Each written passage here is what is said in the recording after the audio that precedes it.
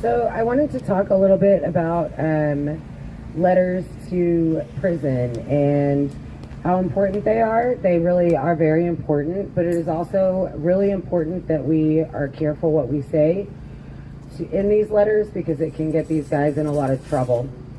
They're not allowed to communicate with each other.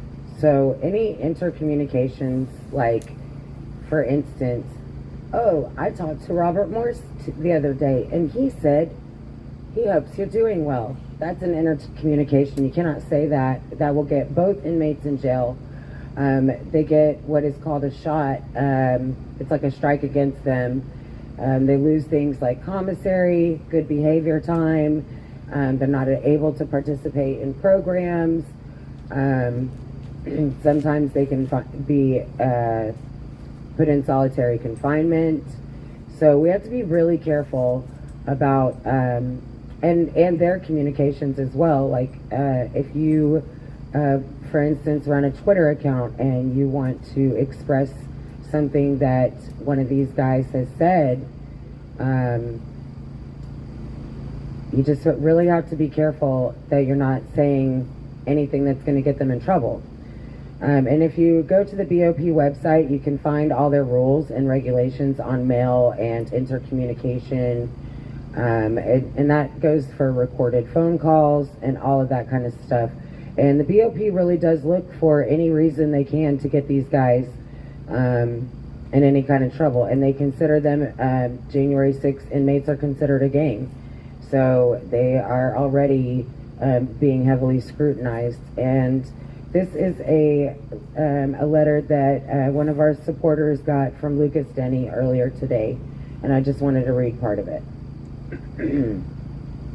It says, I just want everyone to know that when I share anything with you, or if any J6er shares anything with you, and I or they ask, or you tell it, or they ask, or you say it is okay for to share with others, that obviously means to other supporters and or your friends, not other J6ers that are in jail or prison or otherwise. I have to make that really clear. The reason for me telling you all of this is because when I shared my view about the first Republican debate, a copy of my opinion that you all got was printed in a newsletter that then got mailed to a J6er in another prison. I got in huge trouble because they are trying to say I violated the mailing abuse inmate to inmate communication rule. They say I did it with intent and on purpose to communicate with other inmates. My life is about to get a lot harder in here, and you may not be able to hear from me for a while. Everyone knows this charge is just not true, but I am not in a position to expect fairness. This is really all I can say. I really do appreciate all of you. You've gotten me through some very hard times, and I thank you. I do love you all, and no matter what happens to me, I'm forever grateful for you. So, I just wanted to make everyone aware that we have to be very careful what communications, what we're saying in our communications. Yes, when DJ calls from California and he wants to say, tell Scooter I said hello, I can't say that. I can't tell Scooter he said hello, because if I do that, then I'm violating those rules, and then both Scooter and DJ are going to get in trouble.